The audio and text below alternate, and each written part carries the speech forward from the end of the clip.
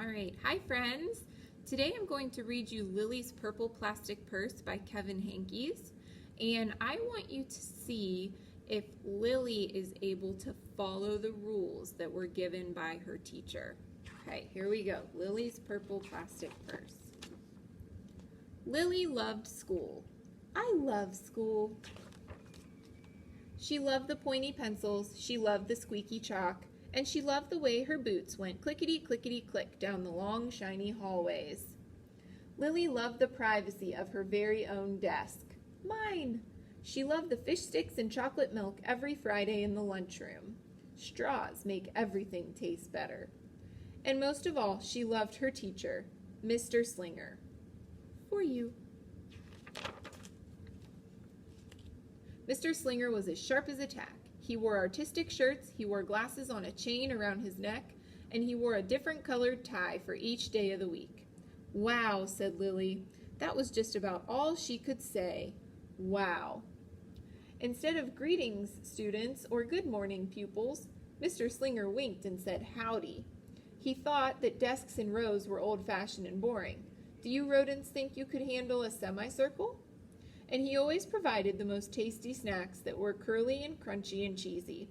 I want to be a teacher when I grow up, said Lily. Me too, said her friends, Chester, Wilson, and Victor. At home, Lily pretended to be Mr. Slinger. I am the teacher, she told her baby brother Julius. Listen up. Lily even wanted her own set of deluxe picture encyclopedias. What's with Lily? Asked her mother. I thought she wanted to be a surgeon or an ambulance driver or a diva, said her father. It must be because of her new teacher, Mr. Slinger, said her mother. Wow, said her father. That was just about all he could say. Wow. Teachers know everything. Whenever the students had free time, they were permitted to go to the light bulb lab in the back of the classroom. They expressed their ideas creatively through drawing and writing. Lily went often. She had a lot of ideas. She drew pictures of Mr. Slinger, and she wrote stories about him too. During sharing time, Lily showed her creations to the entire class. Wow, said Mr. Slinger. That was just about all he could say. Wow. And at the very last second, Mr. Slinger saved the cold, starving elderly. When Mr. Slinger had bus duty, Lily stood in line even though she didn't ride the bus. Lily raised her hand more than anyone else in the class, even if she didn't know the answer. Call on me, please, please. And she volunteered to stay after school to clap erasers. I want to be a teacher when I grow up, said Lily. Excellent choice, said Mr. Slinger. On Monday morning, Lily came to school especially happy. She had gone shopping with her Grammy over the weekend. Lily had a new pair of movie star sunglasses, complete with glittery diamonds and a chain like Mr. Slinger's. She had 3 shiny quarters, and best of all, she had a brand new purple plastic purse that played a jaunty tune when it was opened. Lily wanted to show everyone.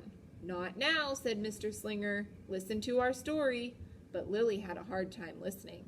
Lily really wanted to show everyone. Not now, said Mr. Slinger. Let's be considerate of our classmates. Lily had a hard time being considerate. Lily really wanted to show everyone. Not now, said Mr. Slinger. Wait until recess or sharing time. But Lily could not wait. She's in trouble. The glasses were so glittery, the quarters were so shiny, and the purse played such nice music, not to mention how excellent it was for storing school supplies. Look, Lily whispered fiercely. Look, everyone. Look what I've got. Everyone looked, including Mr. Slinger. And he was not amused. I'll just keep your things at my desk until the end of the day, said Mr. Slinger. They'll be safe there, and then you can take them home. Lily's stomach lurched. She felt like crying. Her glasses were gone. Her quarters were gone. Her purple plastic purse was gone. Lily longed for her purse all morning. She was even too sad to eat the snacks Mr. Slinger had served before recess. That afternoon, Lily went to the light bulb lab. She was still very sad. She thought and she thought and she thought, and then she became angry. She thought and she thought and she thought some more, and then she became furious. She thought and she thought and she thought a bit longer, And then she drew a picture of Mr. Slinger. Big, fat, mean Mr. Stealing teacher, bad, thief, wanted by the FBI. P.S. I do not want to be a teacher when I grow up. Right before the last bell rang, Lilly sneaked the drawing into Mr. Slinger's bag. When all the students were buttoned and zipped and snapped and tied and ready to go home, Mr. Slinger strolled over to Lilly and gave her purple plastic purse back. "It's a beautiful purse," said Mr. Slinger. "Your quarters are nice and jingly, and those glasses are absolutely fabulous. You may bring them back to school as long as you don't disturb the rest of the class." "I do not want to be a teacher when I grow up," Lilly said, as she marched out of the classroom.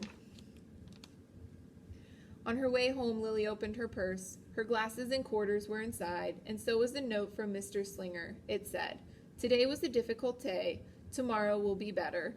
There was also a small bag of tasty snacks at the bottom of the purse.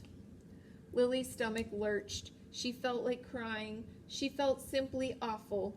Lilly ran all the way home and told her mother and father everything.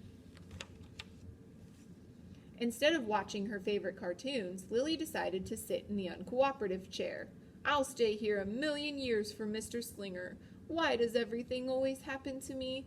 1051, 1052, 1099. That night, Lilly drew a new picture of Mr. Slinger and wrote a story about him too. Lilly was really, really sorry, so everyone forgave her, even her parents, even her stinky baby brother, even her especially incredible teacher. And then the sun shined its smiley face down on everyone and everything, even the bugs and worms. The end. Listen up. I forgive everyone. I am really, really, really, really, really sorry.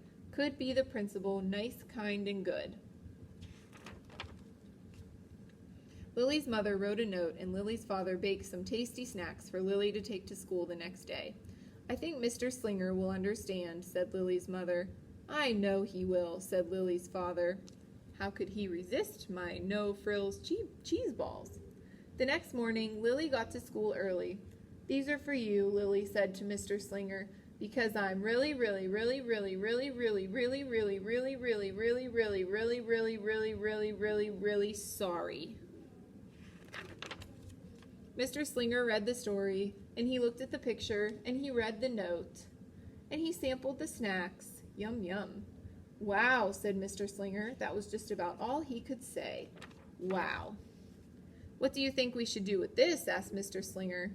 "Could we just throw it away?" asked Lilly. "Excellent idea," said Mr. Slinger. During sharing time, Lilly demonstrated the many uses and unique qualities of her purple plastic purse, her shiny quarters, and her glittery movie star sunglasses. It's like having an extra pocket with a radio inside. 3 quarters are even better than a dollar bill because they make noise.